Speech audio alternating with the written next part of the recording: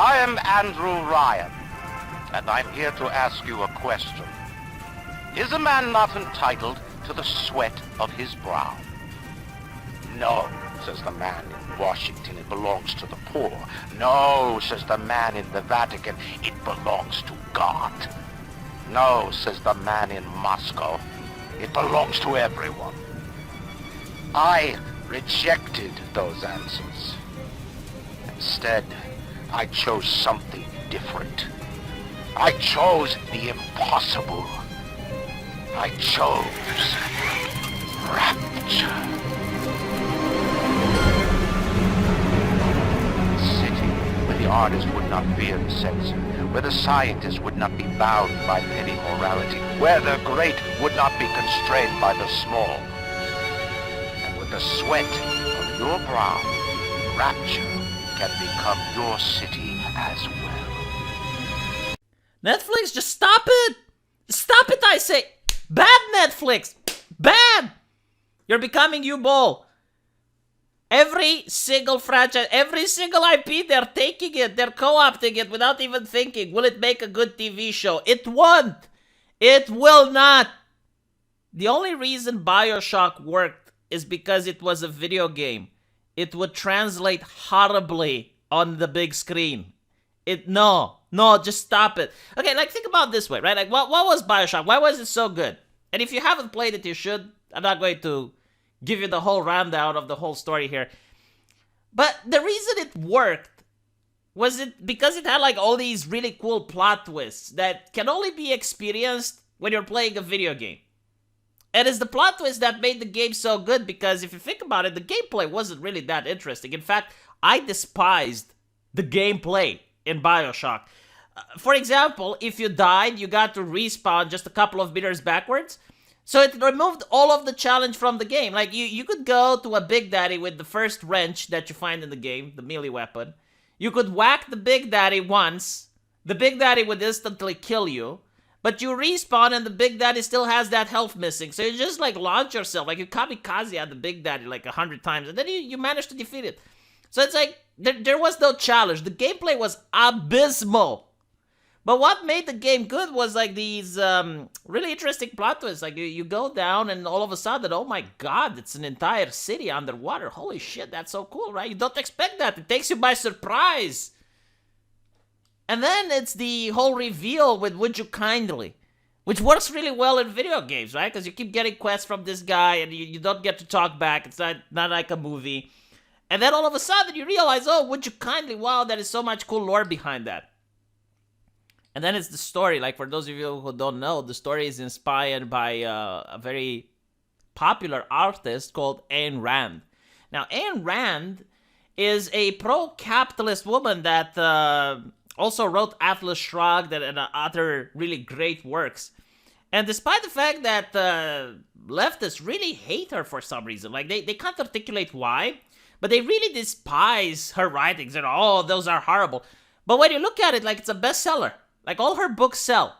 So it's the Ayn Rand ideology which is translated into BioShock.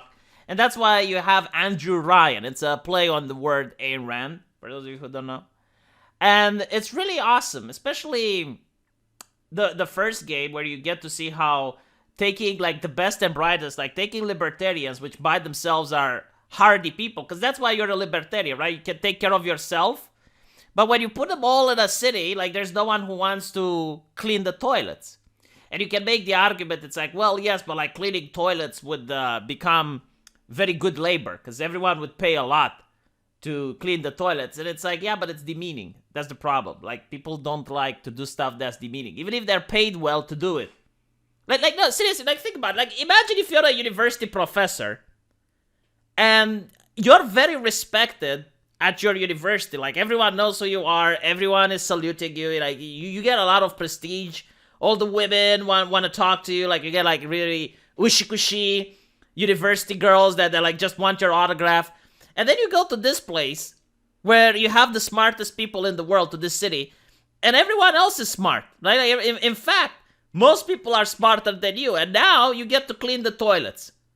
How do you think that person would feel? Do you think they're happy? Do you think they're satisfied? It's kind of like in Rick and Morty, where you have like the Rick Citadel, And the Rick Citadel is made out of the same guy, right? Like, he's a genius. Like, on his own universe, he is the smartest person in the universe. But on the Citadel, he has to clean the toilets. Even though the other people at the Citadel are just as smart as him. But now, like, because he's in this place... So that's why Ryan's project failed. That's the reason why it didn't manage to work. And I don't know if Netflix even has the mental capacity to understand this in order to make a TV show that's based on Ayn Rand's books. I don't think they can even know. Like, all their writers are leftists. This is way too difficult and complex for a leftist to understand. Like, leftists like, oh, herder, work is evil. Herder are anti-work. Herder, work, consent, blah, blah, blah. Right? Like, they don't understand any of this shit. I don't think they're going to even manage to get the story down, let alone have some interesting plot twist that can be adapted for a TV show. And it's very sad. It's really sad because this usually kills franchises, right? Like, why is it killing franchises? Imagine someone who never played BioShock, and their first interaction with BioShock is to watch a Netflix TV show based on BioShock, which is shit. They're going to assume that the whole franchise is shit. I mean, I gotta say, I haven't read Wheel of Time, but I watched the Amazon Wheel of Time, and I think it's absolute garbage. There is no way you can convince me now to read the Wheel of Time after seeing that. And I know, like, some people will say, well, V, you don't understand, it's really good. I'm sure it is. I'm sure it is, but I've been tainted. Same reason why Star Wars toys don't sell. It's when you release such a bad movie, like, you destroy an IP. There's a lot of people that will pay money to see it because it's the IP, but after that, the IP is ruined. You've destroyed it. So I don't think, like, they're going to manage to create a successful BioShock. I don't even know what it's about. But I probably know what the trailer is going to be like. Oh, it's so diverse. Look, they have black people in Rapture. Isn't that so cool? Isn't it amazing? Isn't it progressive? Isn't it like, oh yeah. I'm pretty sure that's going to be the marketing campaign. And oh, look, the trolls are attacking. Oh yeah. The trolls aren't attacking Squid Games, which is a diverse movie. They're not upset about it, but they're attacking whatever Netflix is making. And it's so sad. It's so sad. Like, they don't create original stuff anymore. That's the saddest part. Because they do have, like, some originals on Netflix. They're made by the Koreans, right? I just talked about Squid Games. That's original, and it's really great. I mean, the Kingdom, keep talking about these because they're amazing.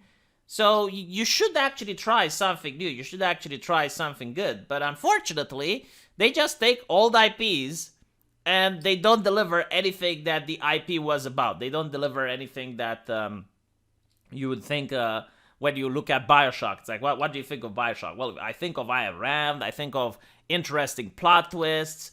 I think of like a really cool underwater city. Maybe they can get that down. Like, maybe they can make Rapture just be mind-blowing. But we're probably not going to get that, are we? Let me know what you guys think, and I'll see you in the comment section. Take care.